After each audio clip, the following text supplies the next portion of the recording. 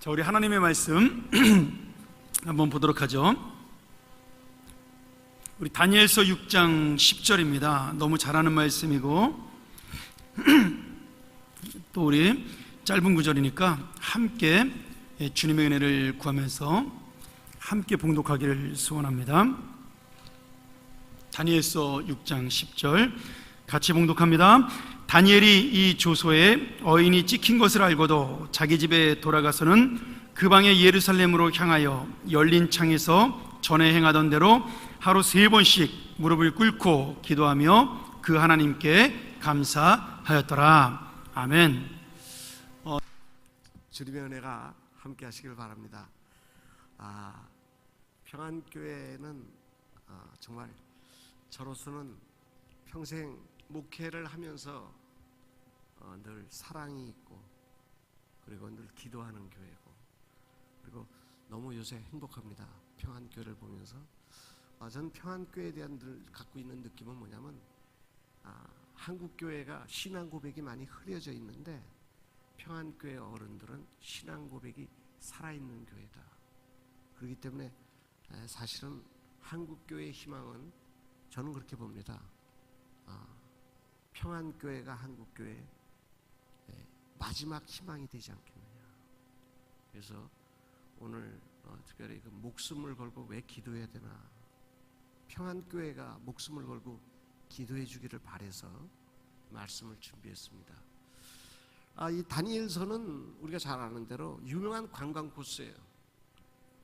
그건 뭐 세상 사람들도 이 관광 코스가 성경 안에 있습니다. 그게 뭐냐면 홍해를 가른 이야기라든지 또 소년 다윗이 골리앗을 물맷돌 갖고 쓰러뜨린 이야기라든지 또 하나의 이야기 오병이어의 이야기, 이런 건 믿지 않는 사람들도 다 아는 유명한 관광 코스예요.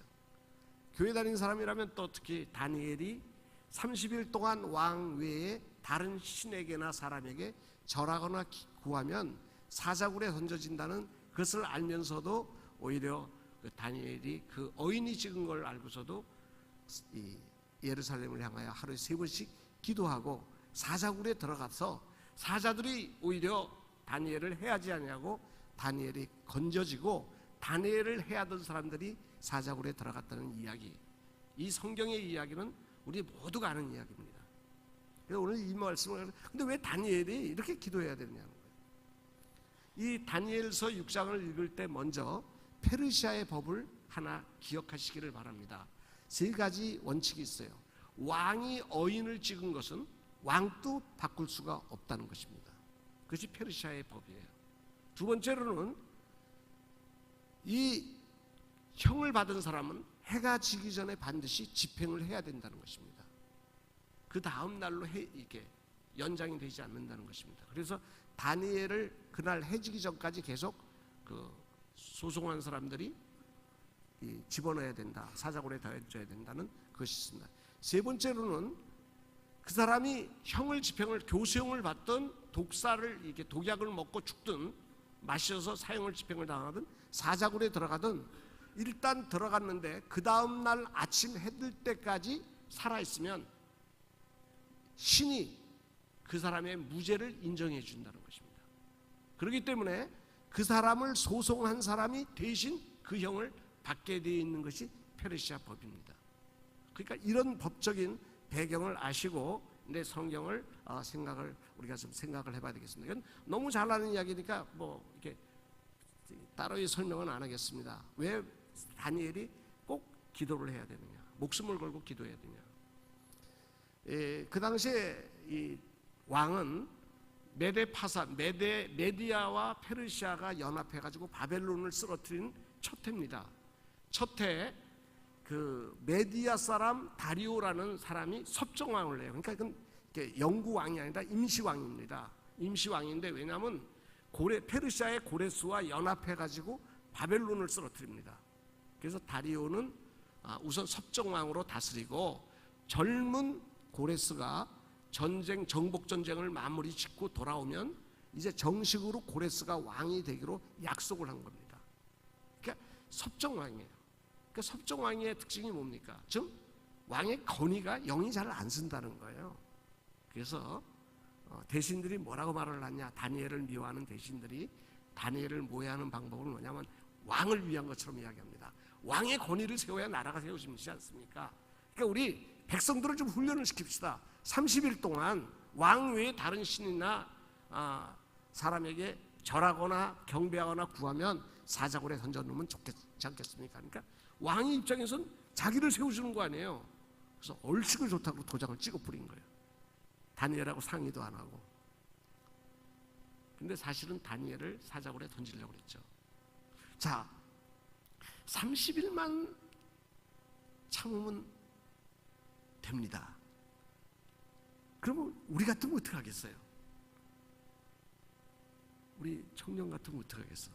30일 동안 어떻게 할래요?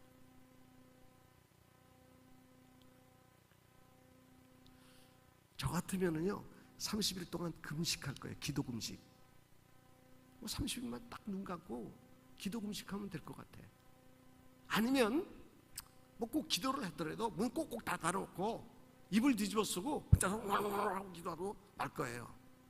꼭 예루살렘을 향하여 창문을 열어놓고 나를 모해하는 사람들이 다 있다는 걸 알면서도 그리고 꼭 그렇게 기도해야 되냐는 거예요.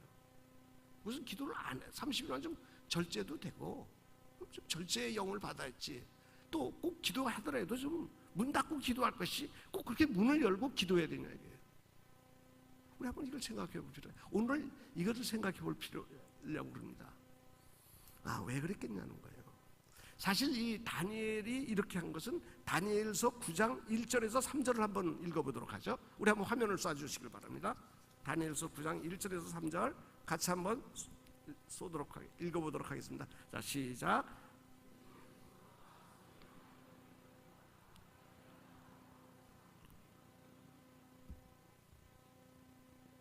3절까지요. 같이 읽어요. 곧 통치원년입니다. 나 다니엘이 서책으로 말미암아 여호와의 말씀이 선지자 에레미야에게 임하여 고하신 그 연수를 깨달았나니 곧 예루살렘의 황무함이 70년 만에 마치리라 하신 것이니라. 내가 금식하며 베옷을 입고 죄를 무릅쓰고 주 하나님께 기도하기 간구하기를 결심하고. 그러니까 예레미야서 29장 10절을 읽어보면 이렇게 있습니다. 나 여호와가 이같이 말하노라. 바벨론에서 70년이 차면 내가 너희를 권고하여 나의 선한 말을 너희에게 실행하여 너희를 이곳으로 돌아오게 하리라. 약 90년 전에 다니엘이 태어나서 한 5살 정도 됐을 때 예레미야가 예언을 했습니다. 앞으로 이스라엘 백성이 바벨론으로 포로로 갈 것인데 거기서 70년이 되면 돌아오리라. 근데 다니엘이 15살경에 BC 605년에 바벨론의 포로로 잡혀갑니다. 그리고 바벨론의 포로로 잡혀가서 68년 정도가 지나간, 그러니까 오늘날 우리 나이로 하면 83세쯤 되었을 때가 바로 이 다리오가 왕이 되는 원년입니다. 내년이면 누가 왕이 되냐? 고레스가 왕이 됩니다. 그런데 이 고레스에 대해서 이사야서에 분명히 예언을 했습니다. 이사야서를 한번 볼까요? 이사야서 44장을 한번 보도록, 제가 죄송합니다. 화면 다니엘서 44장 28절을 한번 읽어보도록 하죠. 자, 44장 28절 같이 화면 제가 이 절을 넘겨서 한번 같이 읽어보죠. 고레스에 대하여 이르기를 그는 나의 목자라 나의 모든 기쁨을 성취하리라 하며 예루살렘에 대하여 이르기를 중건되리라 하며 성전에 대하여는 이르기를 내 기초가 세움이 되리라 하는 자리라. 자, 고레스에 대해서는 200년 전에, 이게 대단한 거예요. 200년 전에 고레스라는 이름을 지칭해가지고 이스라엘 백성이 돌아와서 성전을 다시 지을 거라는 걸 예언이 된 거예요. 근데 이것을 누가 읽었느냐? 다니엘이 83세 정도 됐을 때, 83세 정도 됐을 때 이것을 읽은 거예요. 근데 70년이 언제냐? 내후년이에요. 근데 내년에 고레스가 왕이 돼요. 그러니까 고레스가 풀어줘야 돼요. 근데 그게 고레스가 왕이 되고 그 다음엔 보내줘야 되는데 70년이에요. 그러니까 이 성경을 딱 보고 예레미야서를 보고 다니엘이 결심을 한 거예요. 뭔 결심이냐? 내가 기도해야 되겠다. 기도해야 되겠다. 금식해야 되겠다. 결심을 했어요. 결심을 했는데 꼭 마귀는 어떻게 해요? 우리가 뭐 선한 일을 하려면 시험을 하는 거예요. 바로 그 결심을 한 그 해에 이 대신들이 왕 외 다른 신에게 절하면 사자굴에 던져 넣기로 한 거예요. 마귀의 도전입니다. 근데 지금 다니엘이 바빠요, 안 바빠요? 시간이 없어요. 고레스를 설득해야 돼요. 고레스를 설득해야 됩니다. 그리고 고레스가 감동을 받아야 돼요. 고레스에게는 하나님이 이사야서 43장에 이렇게 이야기합니다. 이거 다 읽으면 뭐 한 절씩 걸리니까 이사야서 43장에 고레스에게 어떤 조건을 주냐면 에쿠스를 주겠다. 에쿠스를 선물로 줄 테니까 그 대신 이스라엘 백성을 거기서 70년 만에 이스라엘 땅으로 돌려보내라. 이렇게 약속을 합니다. 에쿠스를 주기로 했어요. 이해가 안 가셔요? 왜 내가 고레스 왕한테 에쿠스 하나님이 준다고 그랬는데 이해가 안 가시나? 그럼 한번 봅시다. 이사야서 43장. 이사야서 43장. 자, 3절을 읽어보도록 하죠. 이사야서 43장 3절 같이 읽어보죠. 자, 시작. 대저 나 여호와 내 하나님이여 이스라엘의 거룩한 자여 내 구원자임이라. 내가 애굽을 너의 속량물로 구스와 스바를 너희의 대신으로 주었노라. 내가 너를 보배롭고 존귀하게 여기며 너를 사랑하였은즉 내가 사람을 주어 너를 바꾸어 백성들로 내 생명을 대신하리니 두려워 말라. 내가 너와 함께하여 내 자손을 동방에서부터 오게 하며 서방에서부터 모을 것이다. 북방에서부터 이르기를 놓으라. 남방에 이르기를 구려하지 말라. 내 아들들을 원방에서 이끌고 내 딸들을 내 땅 끝으로 해서 오게 하리라. 이사야서에서 애굽과 구스와 스바를 주고, 에쿠스죠. 네? 에쿠스를 주고 어떻게 해요? 이스라엘 백성을 가나안 땅으로 돌아오게 해주겠다고. 그러니까 뭐냐면요, 그 당시에 수많은 제국이 있었습니다. 애국을 침략하게 했었지만 애국과 구스와 스바를 아시리아도 바벨론도 완전 정복을 못했어요. 근데 하나님이 뭐라고 하냐면 고레스에게 애국과 구스와 스바를 주는 대신, 그러니까 이걸 정복 땅, 너에게 이 땅을 주는 대신 너는 이스라엘 백성을 놓아주라 이거예요. 이게 언약이 돼 있는 거예요. 근데 이게 고레스가 해야 되는데 고레스가 언제 하냐? 70년이 되는 해가 내년에 고레스가 되고 왕이 되고 내후년에 고레스가 풀어줘야 된다는 거예요. 시간이 있습니까 없습니까? 시간이 없어요. 그런데 그래서 다니엘이 기도를 한 거예요. 근데 왜 다니엘이 기도를 해야 되냐는 거예요.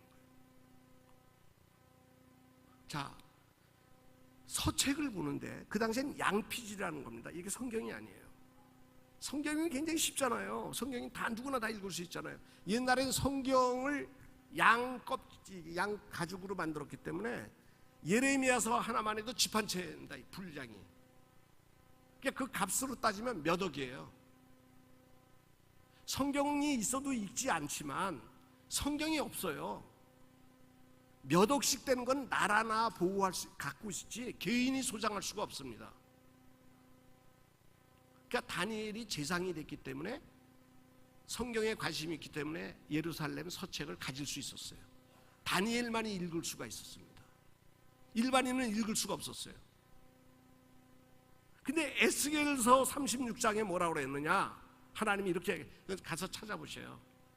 에스겔서 36장에 뭐라 하냐면 내가 이스라엘 백성을 이 땅을 다시 세울 것이다. 그러나 너희가 70년 만에 내가 세울 것인데 너희가 그래도 구해야 될 것이다. 기도해야 된다고 했어요. 자, 성도님들, 자나님들 물어보겠습니다. 우리 청년 물어볼게. 잘 대답해. 내가 장로님들한테 물어보면 장로님이 틀리면 곤란하잖아. 그렇지? 청년은 당연히 틀리는 게 나를 기쁘게 해주는 거예요. 자, 물어볼게요.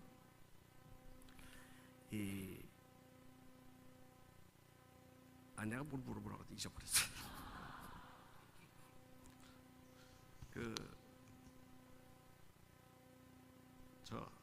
내가 무슨 이야기 하다가 했지?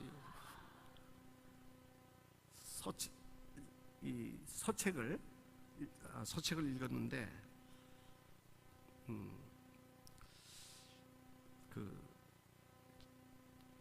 다니엘을 말은 아는 거지. 근데 내가 하나 물어볼게요. 이 세계 사람들이 우리나라를 신비하게 하는 거 알아요? 세 가지. 첫째는 뭐냐면요, 우리나라 민족은 대단한 민족입니다. 세계 10대 교육국 중에 하나인데도 불구하고 못 살겠다고 떠들어요. 사실 전 국민의 어린아이까지 핸드폰 갖고 있는 나라는 대한민국밖에 없습니다. 이렇게 잘 사는 나라가 없어요. 우리 옛날에 어른들은요, 이 여자하고 결혼하려고 하면 처집에 가서 하는 말이 있습니다. 흙 안 묻히고 살게 하겠습니다. 요새 흙 밟고 다니는 사람 없어요. 다 아스팔트 밟지. 대한민국 정말 살기 좋습니다. 사실 지금 우리가 몰라서 자꾸 헬조선 그러고 사람들이 그렇게 우리나라를 자꾸 못 사는 나라로 이야기해서 그렇죠. 우리나라만큼 복받은 나라 없습니다. 감사해야 돼요. 정말 한국 사랑해야 됩니다. 그런데 못 살겠다. 정말 잘 사는 나라인데 못 살겠다고 아우성 치는 민족. 두 번째로는요, 일본이 그렇게 세계 어느 나라도 일본을 무시하지 않습니다. 근데 일본 바로 옆에다 두고 개무시하는 민족. 대단한 거예요. 세 번째로는요, 진짜 대단한 게 이북이 무슨 짓을 하든 잘 놀아. 신경 안 써요. 그게 우리 대한민국 민족이에요. 그런데 중요한 건 뭐냐면요, 이 상황을 누가 해야 돼요? 아는 사람이 기도해야 됩니다. 지금 다니엘이 왜 기도해야 되느냐? 이거는요, 아무도 모르고 있어요. 70년 만에 돌아온다는 걸 아무도 모르고 있어요. 하나님이 돌이킨다는 것을 성경을 읽은 사람이 없어요. 지금 세상 사람들이 지금 우리나라가 어떻게 되고 있는지 아무도 모르고 있습니다. 지금 우리나라가 얼마나 위기에 있고 위험한 데 있다는 걸 모르고 즐겁게 놀고 있어요. 이거 고민하고 계신 분들 있죠? 이분들이 기도해야 됩니다. 내가 이제 기억났어요. 물어볼 걸. 이제 물어볼게요. 청년 잘. 구속에 대한 예언, 구원에 대한 예언을 빼놓고 나라와 개인에 대한 예언이 그대로 이루어집니까? 안 이루어집니까?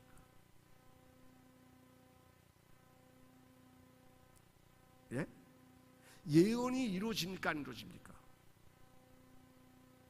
자, 제가 물어볼게요. 예언이 하나님이 나라와 개인에 대한 예언을 한 게 있습니다.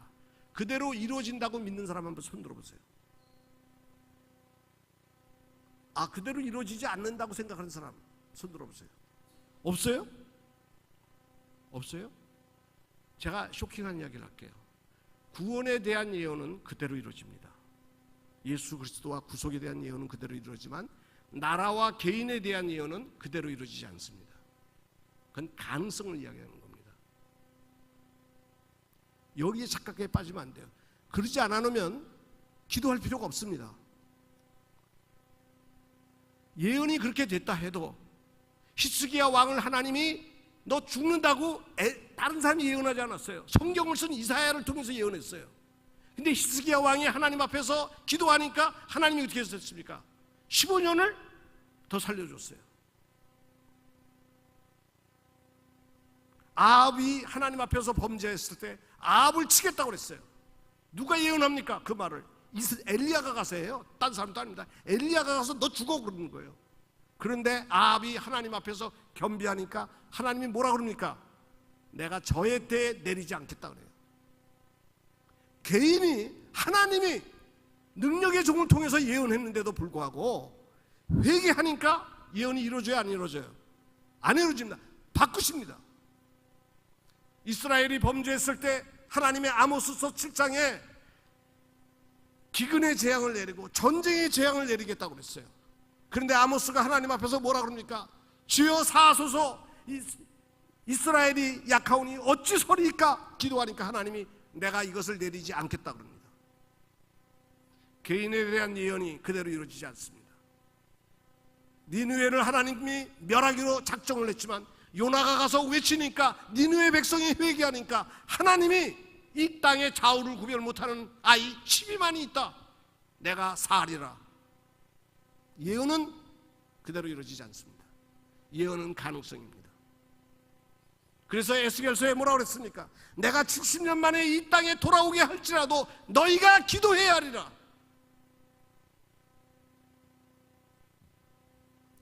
기도해야 됩니다. 화가 임한다고 예언이 됐다 해도 우리 민족이 기도하면 화가 복으로 바뀝니다. 누가 기도할 것입니까? 내 삶의 운명은 나는 가난하게 태어났고 나는 못 배웠고 나는 어렵게 산다고 절망하지 마십시오. 내 운명이 그렇게 정해져 있다 해도 내가 무릎 꿇고 기도하고 내가 무릎 꿇고 하나님 앞에 엎드리면 하나님이 내 운명을 바꾸십니다. 삶이 정해진 게 아니에요. 그건 점쟁이 하는 이야기입니다. 하나님은 오늘 또 뜻을 돌이키시다 바꾸십니다. 이스라엘 백성을 애굽에서 집어내가지고 가나안 땅으로 집어넣기로 했어요.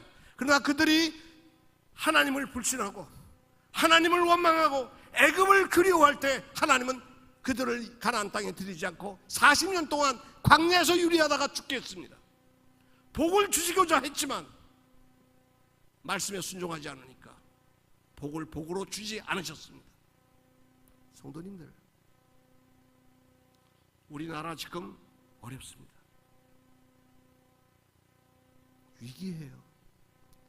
지금 논과 밭과 감남원을 살 때가 아닙니다.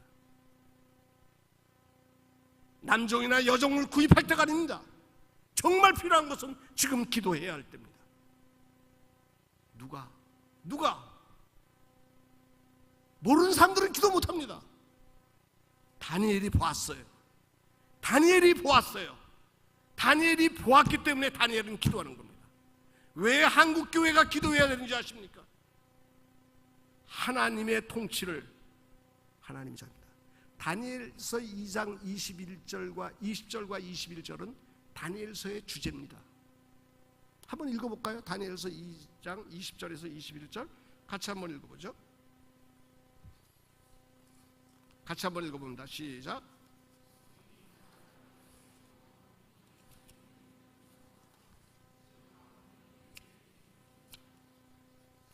예.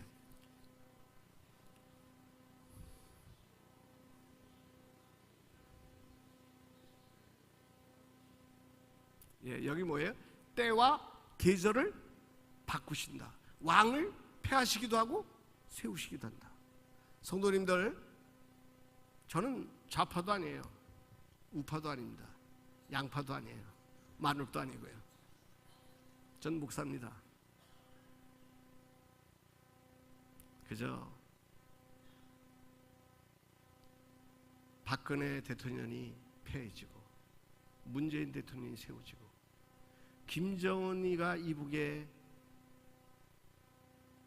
세워지고 트럼프가 세워진 것 우연이라고 생각합니까? 민이라고 생각합니까? 아니에요. 하나님이 폐하시고 세우신 겁니다. 계절과 때를 바꾸신다고 그랬어요. 하나님이 바꿉니다. 안을 때가 있고 멀리할 때가 있고 날 때가 있고 죽을 때가 있고 사람은 때가 있어요. 지금 어느 때입니까? 우리나라가 지금 어느 때인 것 같아요. 하나님이 폐하시고 세우세요. 트럼프를 세웠어요. 죄송해요. 이런 또라이를 세우고 이런 정권을 세우고 이거는 하나님이 이 나라를 혹시 전쟁의 도가니에 집어넣으려고 그러시는 거 아닌가? 요새 보면요, 정말 가슴 아픕니다. 제주도에서 혼자서 기도하다 보면요, 정말 지금 뭐 해야 될 땐가 하는 생각. 하루에 저는 용서하세요, 늘 2시간 이상 기도합니다. 개인을 위해서 기도하는 게 아니라 나라 위해서 기도해요. 다른 사람을 위해서 기도 못합니다. 다른 목회자들을 위해서 기도하지 않아요. 나 하나만이라도 하나님 앞에 회개해야 되지. 나 하나만이라도 하나님 앞에 지난 날들을 회개합니다. 내가 종교 연출자가 아니었는가? 종교 배우가 아니었는가? 정말 내가 참 예배자였는가? 참 설교자였는가? 하나님, 이 땅을 사하여 주시옵소서. 기도할 수밖에 없습니다. 제가 오늘 이 설교를 하는 것은 사실은 외치기 위해서가 아니에요. 기도의 동력자를 구하는 겁니다. 오늘 우리나라의 영적인 위기를 보시기를 바랍니다. 부정과 부패와 도덕과 윤리가 땅에 떨어졌습니다. 하다못해 거룩을 지켜야 될 목사님들마저도 정말 목사님들 사이에 가면 시험 듭니다. 어느 목사님이 그래요. 왜 목사님들 모임에 안 와요? 부끄러운 이야기입니다. 전 믿음이 없어서요, 가서 시험 들 것 같아서 못 가요. 그러고 목사들의 모임에 거절을 했습니다. 성도님들, 에스겔서를 한번 읽어볼까요? 에스겔서 22장 29절을 한번 보죠. 22장 29절부터 한번 31절까지 한번 읽어보도록 하죠. 에스겔서 22장 같이 읽어봅니다. 시작. 늑탈하며 가난하고 궁핍한 자를 압제하였으며 우고한 자를 불법하게 학대하였으므로 성을 쌓으며 성 무너진 데를 막아서서 나로 멸하지 못하게 할 사람을 내가 그 가운데서 찾다가 얻지 못한 고로 내가 내 분으로 그 위에 쏟으며 내 진노의 불로 멸하여 그 행위대로 그 머리에 보응하였느니라. 나요. 왜 이스라엘이 망했느냐? 이스라엘이 망한 이유는 이 백성이 강포하고 늑탈하고 가난한 자에게 궁핍한 자들을 압제하고 우고한 자들이 불법을 행했기 때문인데, 그것보다도 중요한 것은 이 땅을 위하여 기도의 성을 쌓으며 기도의 성이 무너진 데를 막아서서 나로 하여금 멸하지 못하게 하도록 말릴 자를 찾았는데, 중보 기도할 자를 찾았는데 기도할 자를 찾지 못했다는 것이에요. 그래서 하나님이 분을 쏟아 부었다는 것입니다. 멸하셨다는 것입니다. 이 민족이 범죄하기 때문에, 오늘날 목회자들이 부패했기 때문에, 교회가 타락했기 때문에 하나님이 이 땅을 멸하신다는 것이 아닙니다. 이 땅을 위하여 중보 기도하는 사람이 없기 때문에 하나님이 그 기도하는 사람을 찾다가 기도하는 사람을 찾지 못하니까 분을 쏟아 부었다는 것입니다. 성도님들, 누가 하나님의 진노를 가로막겠습니까? 누구겠습니까? 오늘 이 설교를 들으시면서 감동이 되시는 분이 계신다면, 내가 기도해야 되겠다는 분들이 계시면 그분들이 기도해 주시기를 바랍니다. 그러면 이 땅의 좌우를 구별 못하는 아이가, 이 좌우를 구별 못한다는 게 12살 밑을 말합니다. 우리나라에 650만이에요. 650만. 전쟁이 일어나 보시죠. 650만이라는 아이들이 어떻게 되겠어요? 그렇죠? 우리 남 탓하지 말고 우리 나라와 민족을 위해서 기도합시다. 기도하는 우리 평안교회 되기를 바랍니다. 그러면 이제 또 한 걸음 더 나가서 왜 하필이면 예루살렘 창문을 열어놓고 기도해요? 기도하긴 해야죠. 그래서 금식 기도하기로 한 거예요. 결심한 거예요. 그리고 결심하고 그래서 사자굴에 들어가더라도 내가 나라를 위해서는 기도해야 되겠다. 내가 죽을 때 죽으려도 기도해야 되겠다. 그걸 기도한 거예요. 대단하지 않습니까? 그런데 꼭 왜 예루살렘 창문을 열어놓고 기도할까? 그냥 문 닫고 그냥 이불 뒤집어 쓰고 기도해도 되잖아요. 무슨 뭐 심술입니까? 과시입니까? 그렇죠? 그런데 이거는요 언약입니다. 언약을 붙잡고 기도하는 거예요. 열왕기상 8장에 보면 솔로몬이 성전을 이렇게 지으면서 하나님 앞에 봉헌을 하면서 기도를 합니다. 어떤 기도를 하냐면 이 땅에 하늘문이 닫혔을 때, 우리 가운데 재앙이 있고 질병이 있을 때, 전쟁이 일어날 때 이전에 와서 기도하면 하나님이 들으시고 우리를 사하여 주시고 우리의 질병을 제하여 주시고 전쟁에서 구원해 주십시오. 그렇게 기도했어요. 그리고 하나님이 불을 내려서 언약을 했어요. 근데 46절에는 뭐라고 그랬느냐? 우리가 멀리 사로잡혀 갔으면 그 사로잡힌 곳에서 예루살렘을 향하여, 이 성전을 향하여 기도하면 내가 응답하겠다 그랬거든요. 그러니까 왜 다니엘이 예루살렘 성전 문을 열어놓고 기도했을까요? 하나님의 말씀대로 한 거예요. 언약을 붙잡고 기도한 거예요. 우리가 하나님 앞에 기도할 때 우리의 행위를 갖고 기도 못합니다. 우리의 공로 갖고 기도하지 못합니다. 그러나 하나님의 언약을 붙잡고 기도할 때 하나님은 언약의 하나님이시죠. 오늘 성도님들, 우리가 왜 교회 나와서 기도해야 될까요? 위선 때문에요? 기도하는 척하기 위해서요? 아니에요. 하나님의 언약입니다. 힘들고 어려운 줄 아십니다. 그러나 지금은 기도해야 될 때입니다. 나라와 민족을 위해서 기도해야 될 때입니다. 우리의 자녀들을 위해서 기도해야 될 때입니다. 지금은 언약을 붙잡고 하나님 앞에 간구해야 될 때입니다. 혹시 하나님이 우리를 긍휼히 여기셔서 이 땅을 사하여 주시고 다시 한번 이 땅에 징계로 회복시키는 것이 아니라 은혜와 말씀으로 회복시켜 줄 줄 누가 알겠습니까? 성도님들, 혹시 느끼지 못하는 분들은 기도 안 해도 됩니다. 그러나 지금 나라가 영적으로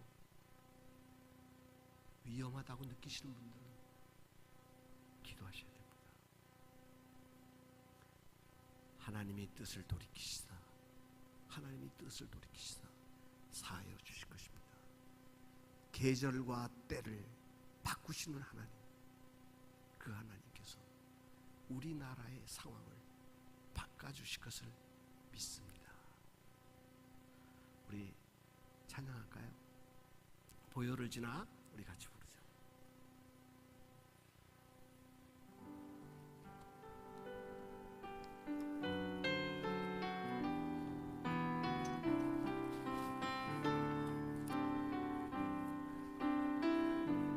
보혈을 지나 하나님 품으로, 보혈을 지나 아버지 품으로, 보혈을 지나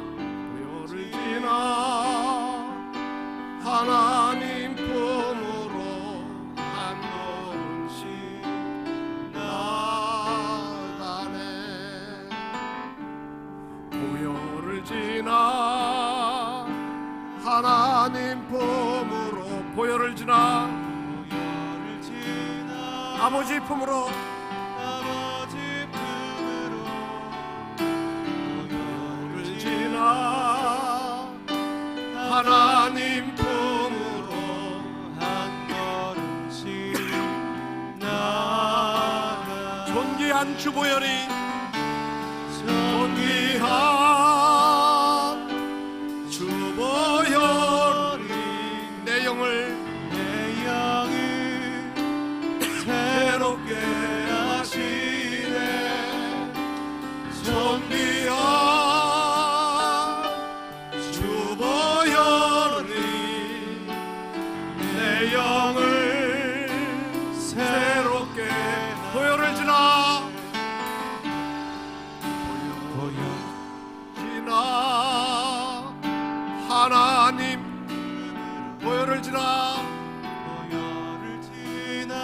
아버지 품으로 아버지 품으로 보혈을 지나 하나님 품으로 하나님 품으로 한 걸음씩 한 걸음씩 나아가 존귀한 주보혈이 존귀한 주보혈 내 영을 이 시간 우리의 영을 새롭게 해주시기를 바랍니다. 이 시간 주님 기도의 영을 부어주시기를 원합니다. 주님 이 시간 성령을 우리에게 부어주시옵소서. 기도의 사람 되기를 원합니다. 하나님은 지금 우리에게 기도자를 찾고 있습니다. 이 나라와 이 민족을 위하여 기도하고 중보의 기도할 자를 찾고 있습니다. 우리가 기도해야 됩니다. 우리가 기도해야 됩니다. 우리 평안교회가 기도해야 됩니다. 교회를 사랑하고 우리의 자녀들을 사랑하는 자들이 기도해야 됩니다. 기도해야 됩니다. 이 땅에 좌우를 구별하지 못하는 600만의 생명들이 있습니다. 우리 평안교회가 기도할 때, 우리 성도님들이 기도할 때 하나님은 이 땅을 사하여 주실 것입니다. 이 땅을 치료하여 주실 것입니다. 이 땅을 고쳐 주실 것입니다. 우리 같이 한번 지어 세 번 외치고 기도하겠습니다. 주여!